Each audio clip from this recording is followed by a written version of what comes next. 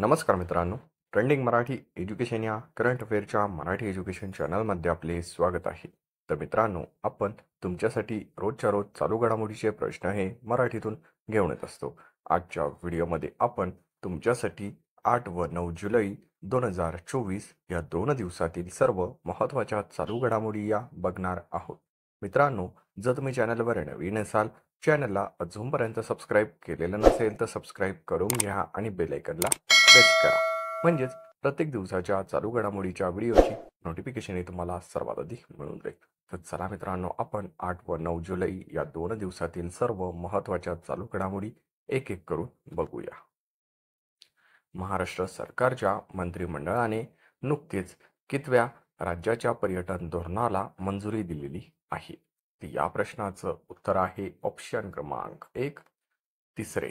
मित्रांनो, महाराष्ट्र सरकारच्या मंत्रिमंडळाने नुकतेच तिसरे राज्याच्या पर्यटन धोरणाला मंजुरी ही दिलेली आहे. मित्रांनो, महाराष्ट्र सरकारने तिसरे पर्यटन धोरण जारी केलेले असून त्यानुसार 30 ते 50,000 कोटी रुपयांची गुंतवणूक देखील होणार आहे. तर मित्रांनो, या देशांतर्गत येणाऱ्या पर्यटकांची महाराष्ट्र राज्याला देशात 4थ्या क्रमांकाची पसंती देखील आहे. हा देखील दुसरा पॉईंट लक्षात असू द्या.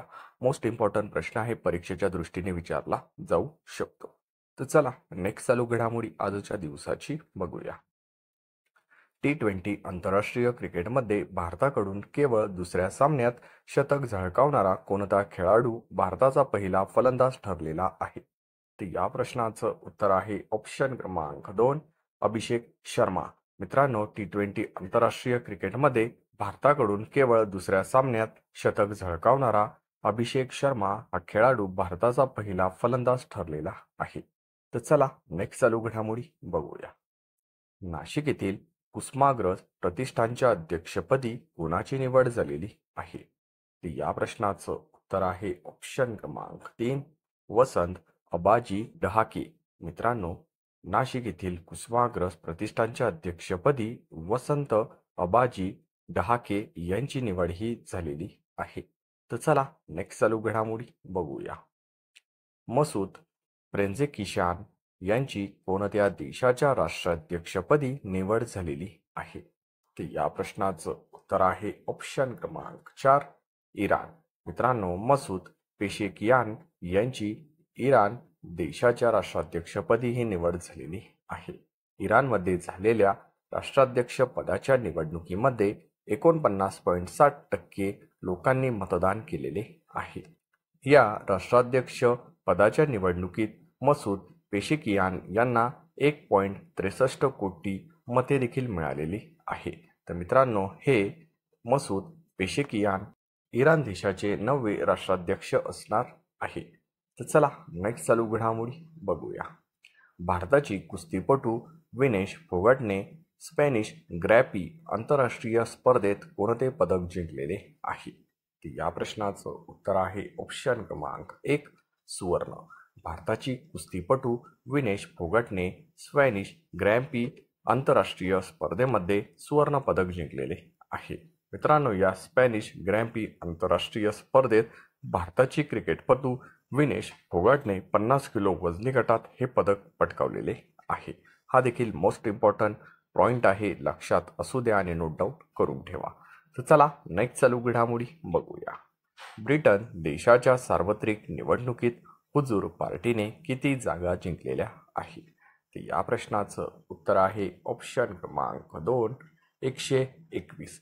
मित्रांनो, ब्रिटनमध्ये सध्या झालेल्या निवडणुकीमध्ये हुजूर पार्टीने 121 जागा जिंकलेल्या आहे. मित्रांनो, या प्रश्नासंदर्भात 4 पॉईंट आहे, ते देखील महत्त्वाचे आहे. तर आपण ते एक एक करून बघून घेऊया. ब्रिटनमध्ये झालेल्या सार्वत्रिक निवडणुकीत लेबर पार्टीने 650 पैकी 412 जागांवर विजय मिळवलेला आहे. पहिला पॉईंट लक्षात असू द्या. तर या ब्रिटनच्या सार्वत्रिक निवडणुकीत लेबर डेमोक्रेटिक पक्षाला या 71 जागा मिळालेल्या आहे. मित्रांनो, ब्रिटनचे आता पंतप्रधान बनणार आहे, त्यांचं नाव आहे कीर स्टार्मर. हे ब्रिटन देशाचे पंतप्रधान बनणार आहे. मित्रांनो, कीर स्टार्मर हे ब्रिटनचे 95वे पंतप्रधान बनणार आहे. तर चला नेक्स्ट चालू घडामोडी आजच्या दिवसाची बघूया. भारतीय वंशाच्या लिसा नंदी यांची कोणत्या देशाच्या मंत्रिमंडळामध्ये सांस्कृतिक मंत्री म्हणून निवड झालेली आहे? तर या प्रश्नाचं उत्तर आहे ऑप्शन क्रमांक 3 ब्रिटन. मित्रांनो, भारतीय वंशाच्या लिसा नंदी यांची ब्रिटन देशाच्या मंत्रिमंडळामध्ये सांस्कृतिक मंत्री म्हणून निवड ही झालेली आहे. तर चला नेक्स्ट चालू घडामोडी बघूया. 22व्या भारतीय रशिया वार्षिक शिखर संमेलनाचे आयोजन कोठे करण्यात आलेले आहे? तर या प्रश्नाचं उत्तर आहे ऑप्शन क्रमांक 4 मॉस्को. मित्रांनो, 22व्या भारत आणि रशिया वार्षिक शिखर संमेलनाचे आयोजन हे मॉस्को येथे करण्यात आलेले आहे. मित्रांनो, रशियाची राजधानी आहे मॉस्को, ही देखील लक्षात असू द्या. तर चला नेक्स्ट चालू घडामोडी बघूया.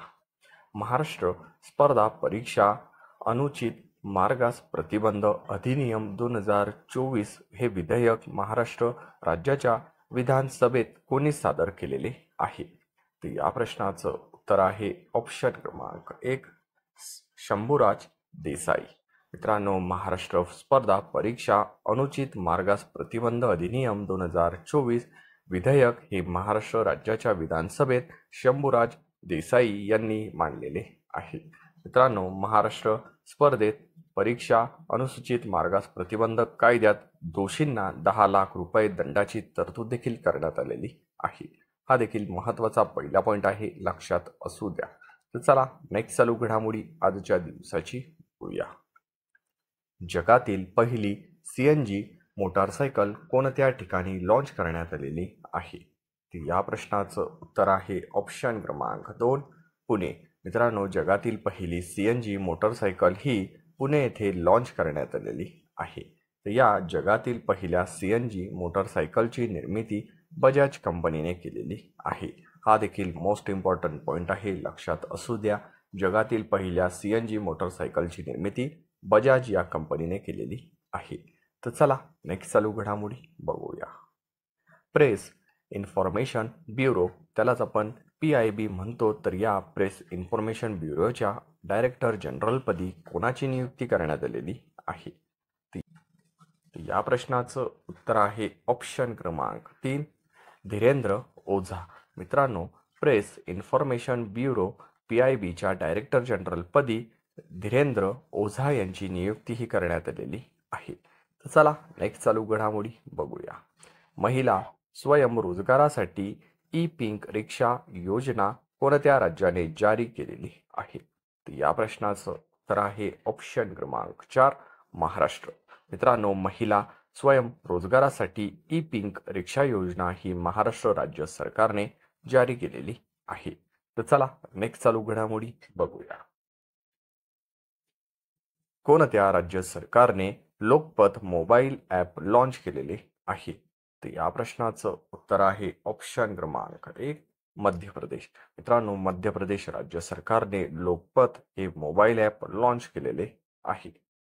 तर अशाच मित्रांनो, रोजच्या रोज टॉप 10चे करंट अफेअरचे प्रश्न हे बघण्यासाठी ट्रेंडिंग मराठी एज्युकेशन या करंट अफेअरच्या मराठी एज्युकेशन चॅनलला तुम्ही अजूनपर्यंत सबस्क्राईब केलेले नसेल तर सबस्क्राईब करून घ्या आणि बेल आयकॉनला प्रेस करा, म्हणजे प्रत्येक दिवसाच्या चालू घडामोडीच्या व्हिडिओची नोटिफिकेशन ही तुम्हाला सर्वात आधी मिळू द्या. मित्रांनो, वेळ न घालवता व्हिडिओला एक लाईक जरूर करा आणि व्हिडिओ हा जास्तीत जास्त शेअर करा. याचा फायदा तुम्हाला आणि तुमच्या मित्रमैत्रिणींना नक्की होणार आहे. मित्रांनो, आपल्या चॅनलचा उद्देश असा आहे की कमी वेळेत जास्त अभ्यास व सर्व विद्यार्थ्यांपर्यंत विनामूल्य माहिती पोहोचवणे एवढंच आहे. ट्रेंडिंग मराठी एज्युकेशन या करंट अफेअरच्या मराठी एज्युकेशन चॅनलवरील कुठलाही विद्यार्थी आणि विद्यार्थिनी येत्या आगामी पेपरमध्ये मागे राहता कामा नये. तुम्ही पूर्ण व्हिडिओ बघितल्याबद्दल तुमचे मनापासून धन्यवाद.